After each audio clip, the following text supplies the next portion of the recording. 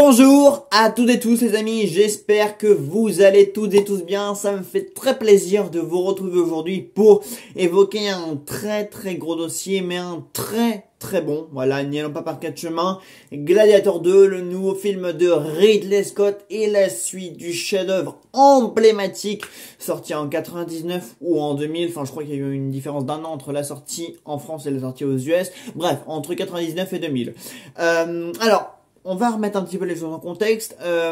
Gladiator 2 n'est pas non plus le film que j'attendais le plus de l'année. Voilà, c'est vrai que j'y suis allé avec beaucoup de curiosité parce que bon, j'aime quand même beaucoup Ridley Scott. Bon, même si ses précédents films, c'est soit j'ai beaucoup aimé, soit j'ai détesté. Voilà, Napoléon m'a carrément laissé de côté. Par contre, The Last Duel, j'ai adoré, mais House of Cookies, j'ai pas aimé. Enfin bref, Ridley Scott, c'est le jour et la nuit. Mais néanmoins, quand même, c'est quand même une filmographie que j'aime beaucoup. Voilà, Thelma et Louise, ça fait quand même partie de mes films préférés. Blade Runner aussi, enfin voilà, on a déjà quand même pas mal évoqué Ridley Scott sur la chaîne, notamment avec The Last Duel, House of Cookies, etc.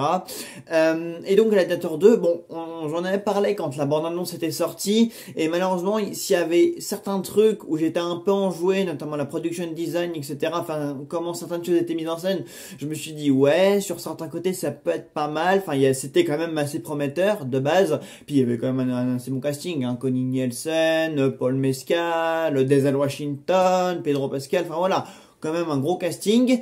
Puis d'un côté, la bande-annonce présentait quand même des aspects qui me plaisaient moins, notamment l'utilisation de rap. Voilà, je comprenais pas trop d'où ça sortait, surtout pour présenter une époque de gladiateurs, les peuples, tout ça, enfin voilà, du rap, rock, etc. Ça fonctionnait pas trop. Donc la bande-annonce déjà annonçait quand même une certaine mauvaise couleur, enfin on ne vendait pas bien le truc. Et puis alors là les amis, je suis allé le voir là aujourd'hui, je reviens de la séance il y a quoi, il y a 1h30, 2h à peu près.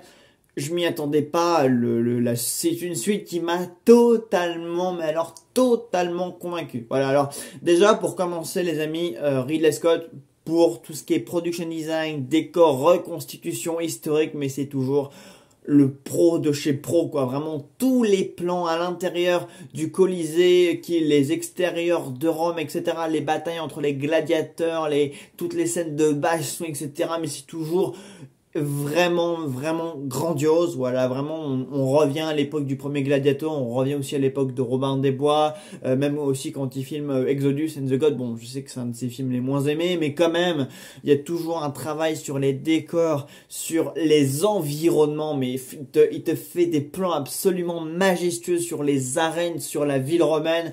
On s'y croit, vraiment. Il y avait des plans à chaque fois, je me disais mais waouh, mais quelle dinguerie, vraiment. Ouais, je sais, c'est une expression totalement de jeunes de mon âge, mais vraiment c'est une dinguerie, quoi, même même avec les costumes, les décors, les éclairages, etc. Mais vraiment, mais c'est fou à quel point on est immergé, en fait. On revient à cette époque de Peplum. Donc pour rappel, l'histoire se passe 20 ans après du coup le premier film. Donc on est 16 ans après la mort de Marc Aurèle. D'ailleurs on va beaucoup en reparler de ça. De toute façon, le lien entre le premier et le deuxième, il est fait dès la première demi-heure, etc. Enfin, on installe un petit peu le contexte, le personnage de Lucius, etc. Mais voilà, il y a un générique. D'ailleurs, générique, on le salue, mais générique absolument magnifique. Voilà, donc qui récapitule, voilà, d'une très belle manière graphique, ce qui se passe à la fin du premier volet. Voilà, donc le combat final entre Commode et Lucius. Voilà, la mort de Marc Aurèle aussi, donc qui survenait un peu plus tôt, la mort de Commande, celle de Maximus, etc. Enfin voilà, on récapitule d'une très belle manière tout ce qui se passe à la fin du premier. Voilà, comme ça on nous remet dans l'ambiance, et après on enchaîne avec Lucius et toute son histoire à lui, ce qui va faire basculer son histoire, et ce qui va faire débuter cette nouvelle histoire, tout simplement, ses motivations pour retourner à Rome, etc., etc.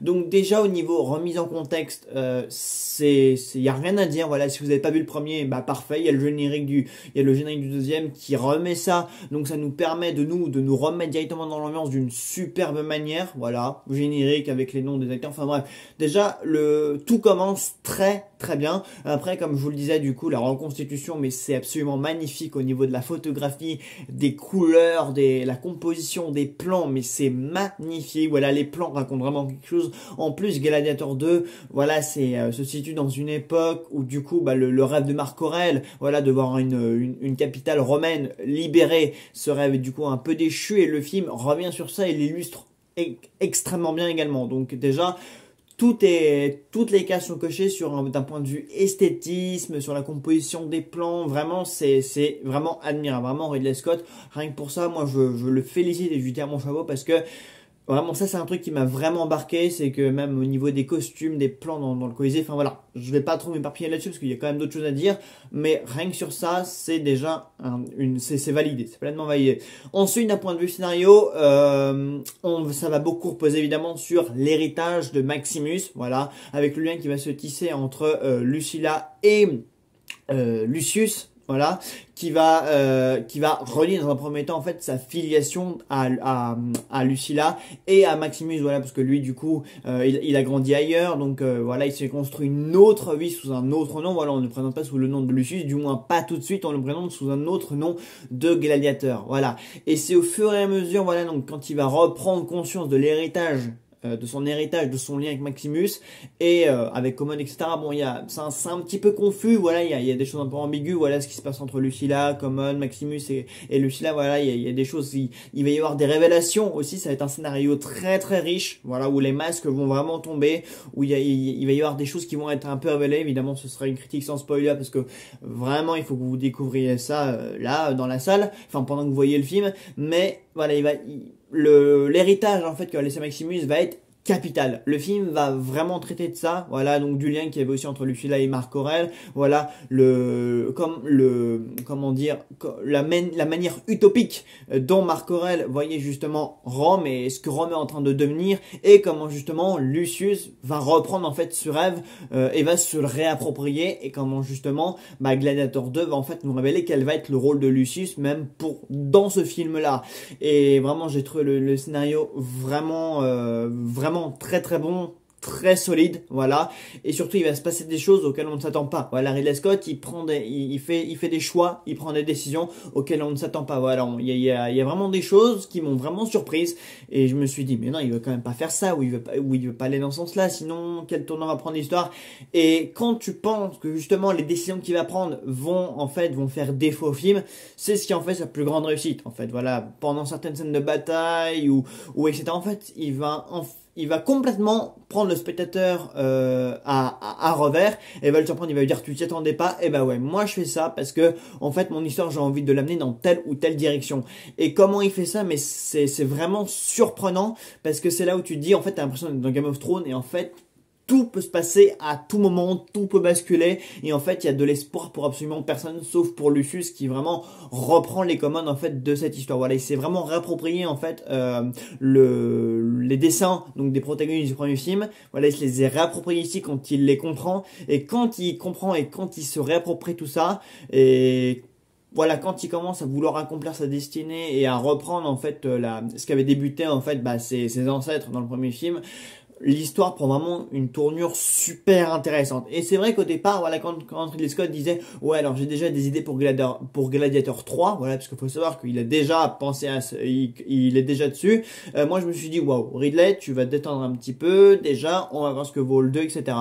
Et quand on voit dans quel sens il amène Gladiator 2, voilà, quand on arrive à la fin, on se dit ah ouais, d'accord, en fait le mec, il a vraiment construit son histoire donc depuis le début, ou alors il a vraiment trouvé un sens à son histoire et à son épopée peplum depuis le début, en fait. Voilà, tout ce qu'il a commencé avec Maximus, tout ce qu'il poursuit avec Lucius, en fait, ça a vraiment un sens et ça prend vraiment quelque chose d'intéressant.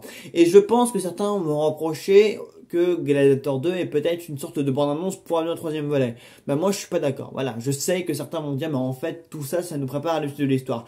Mais sans ce qui se passe dans cette histoire, en fait, la suite ne peut pas avoir lieu parce que, voilà, il y a certains personnages ici il y a le sort qui réserve à certains personnages dans cette histoire, elle est primordiale, en fait. Et sans, du coup, ce deuxième film, les décisions et la place que prend Lucius dans Rome à la fin de Gladiator 2 ne pourraient pas avoir lieu. Donc, voilà, je m'attends déjà un peu à ces critiques, je pense qu'elle va avoir un lieu, mais vraiment, je pense que Ridley Scott avait quand même une sacrée idée de ce que devait être Gladiator 2 avant de se mettre sur Gladiator 3. Donc pour le coup, moi qui n'étais pas le plus réceptif, qui n'était pas le plus intéressé par Gladiator 2 à la suite, quand je vois ce qu'il a réussi à faire avec cette histoire et avec ses nouveaux personnages, voilà, l'héritage, comment il a réussi à prendre la relève par rapport à Maximus, à Commode, la relation qu'il a installée avec Lucilla et Lucius, ce qui a permis à Lucius en fait donc de prendre son indépendance par rapport à tout ça, à son héritage pour construire sa propre légende.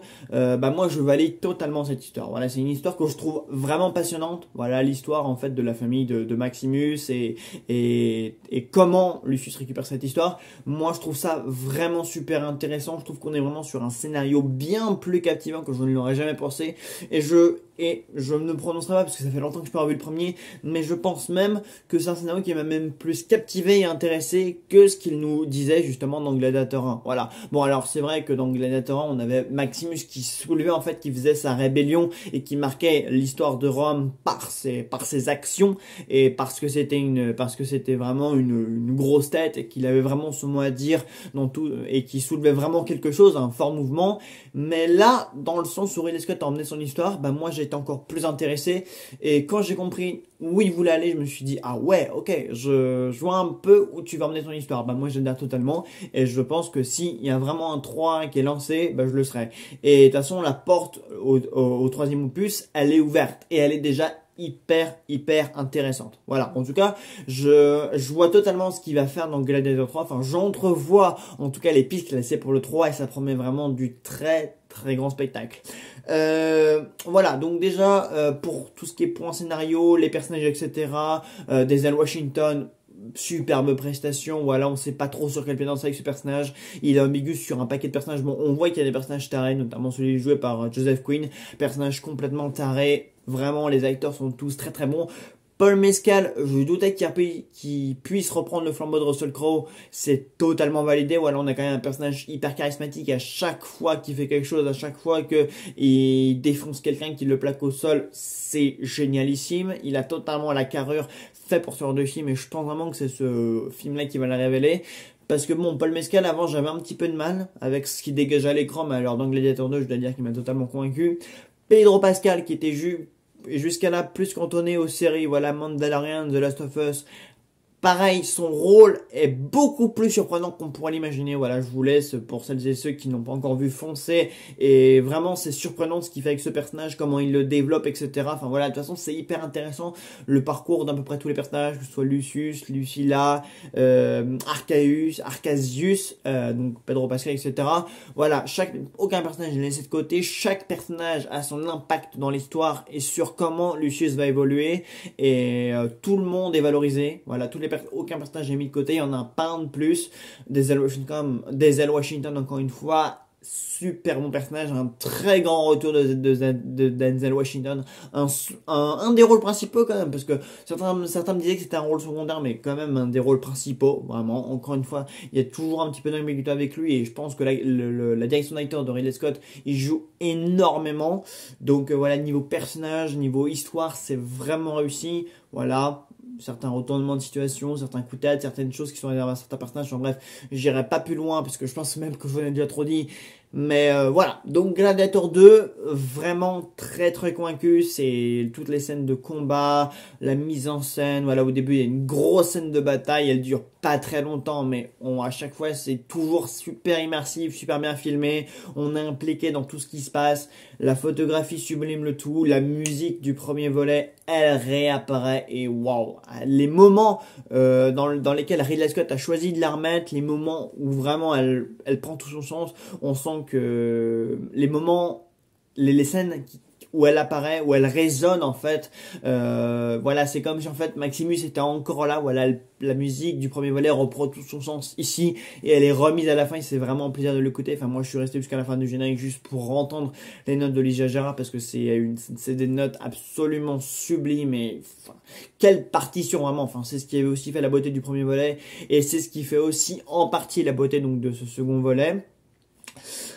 Donc ouais, globalement je vous encourage vraiment à aller voir Gladiator 2, c'est une très bonne suite avec un scénario vraiment très intéressant, Wow, j'en perds un peu mon intérêt parce que vraiment il y a beaucoup de choses qui me restent en mémoire, des parties pris, des prises de risques qui sont très inattendues, mais c'est le but, hein. Voilà, quand l'auteur prend des risques, ça se voit et ça passe, ça casse et là, je pense que ça paye vraiment pour l'avancée du scénario et encore une fois reproduction de Rome, décor, costume, absolument incroyable.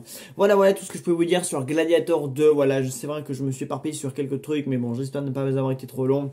Allez le voir. Ridley Scott, là, il fait un très gros retour après le Napoléon qui était vraiment pas bon. Mais alors là, il a regagné encore une fois toute mon estime et tout mon respect. Voilà, parce que faire des suites comme Gladiator 2, 20 ans après, c'est quand même, enfin, il peut quand même y avoir des difficultés. Et soit ça passe, soit ça casse. Et bien souvent, ça casse. Mais là, ça passe vraiment. Je valide vraiment cette suite. Bref, je m'arrête là. On se dit à très vite pour une nouvelle vidéo. Salut tout le monde.